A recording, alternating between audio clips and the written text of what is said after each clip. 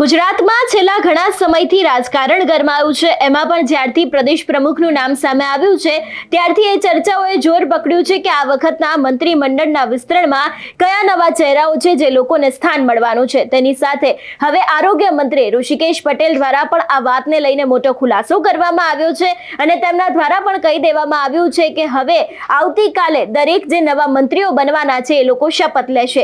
વિગતે ચર્ચા કરીએ સમગ્ર વિષયની। નમસ્કાર, હું હંસિની અને તમે જોઈ રહ્યા છો નિર્ભય ન્યૂઝ।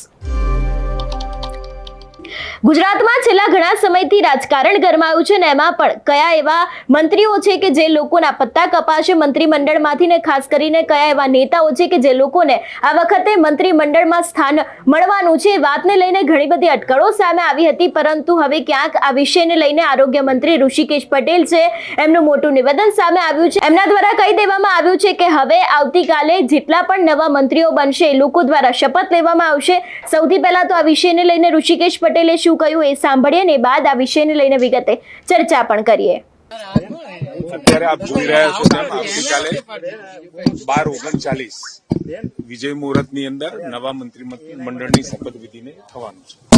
એના અંગે આ આખી માહિતી કેટલા લોકો આવશે, શું આવશે એની વ્યવસ્થામાં આજે હું અને હર્ષભાઈ જોવા કેન્દ્રીય નેતૃત્વમાંથી કોઈ રહેવાનું છે એ કન્ફર્મેશન મળશે એ પ્રમાણે રાષ્ટ્રીય નેતાઓ આવશે અને કયા પ્રકાર ये कन्फर्मेशन મળ્યા પછી ये बात करी सकूं।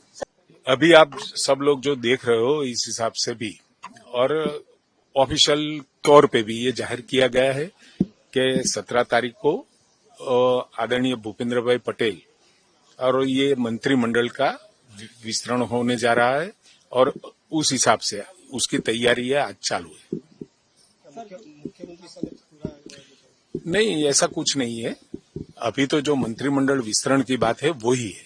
कितने मंत्री सर नए हो सकते हैं? अरे वो तो हमारा शीर्ष नेतृत्व जो भी पसंद करेगा, जो योजना के अनुसार जो करेंगे उस हिसाब से होगा। केंद्रीय मंत्रिमंडल से कौन कौन सम्मिलित होगा? अभी उसकी कोई सूचना नहीं आई है।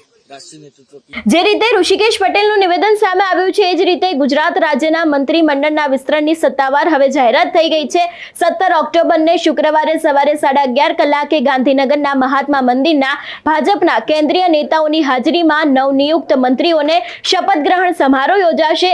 રાજ્યપાલ આચાર્ય દેવવ્રત તમામ મંત્રીઓને શપથ લેવડાવશે અને આજ સાંજ સુધીમાં કદાચ તમામ મંત્રીઓ પોતાના પદ ઉપરથી રાજીનામા આપી દેશે એવી પણ અટકળો સામે આવી રહી છે। સામાન્ય રીતે બુધવારે મળતી કેબિનેટની બેઠક પણ 15 ઓક્ટોબરના રોજ મળી નહોતી અને આજે ગુરુવારે કેબિનેટની બેઠક મળશે એવું નક્કી થયું હતું। જો કે અચાનક આજે મળનારી કેબિનેટની બેઠક છે એને પણ મોકૂફ રાખવામાં આવી હતી ને હવે વિસ્તરણ પછી જ કેબિનેટ બેઠક મળે એવી સંભાવનાઓ છે। 2 દિવસ ભાજપના તમામ ધારાસભ્યો અને મંત્રીઓને ગાંધીનગરમાં હાજર રહેવા માટે સૂચના આપવામાં આવી છે અને આ તમામને આજે બપોર સુધીમાં હાજર થવા આદેશ કરાયો છે। જે પણ ધારાસભ્યોને મંત્રીમંડળમાં સ્થાન મળવાનું છે તે લોકો। તેની સાથે જો વાત કરવામાં આવે કે રાષ્ટ્રીય સંગઠન મહામંત્રી સુનિલ બંસલ ગુજરાત આવી ગયા છે। તેની સાથે સર્કિટ હાઉસ ખાતે સંગઠન મહામંત્રી એટલે કે રત્નાકરજી અને ગાંધીનગર શહેર ભાજપ પ્રમુખ આશીષ દવે સાથે મુલાકાત કરી હતી ને સાથે ધારાસભ્ય નિવાસસ્થાને ધારાસભ્યોના આગમનની પણ શરૂઆત થઈ ગઈ છે। રાત્રે 8 વાગે સીએમ નિવાસસ્થાને મહત્વપૂર્ણ બેઠક મળી શકે છે એવી પણ ક્યાંક માહિતી સામે આવી રહી છે અને તમામ ધારાસભ્યોને હાજર રખાશે એવી પણ માહિતી છે। ખાસ કરીને અત્યારે હાલ જે રીતે મોટા નેતાઓ ગુજરાત આવી રહ્યા છે, અમદાવાદ આવી રહ્યા છે, એના ઉપરથી એવું પણ સામે આવી રહ્યું છે કે ભારતીય જનતા પાર્ટીના મંત્રીમંડળમાં ઘણા બધા એવા નેતાઓ છે, ઘણા બધા એવા મંત્રીઓ છે કે જે લોકોને આ વખતે મોકો મળી શકે છે એવી શક્યતાઓ લાગી રહી છે અને ખાસ કરીને ઘણા બધા એવા નેતાઓ પણ છે કે જે લોકોના પત્તા છે તે કપાઈ પણ શકે છે।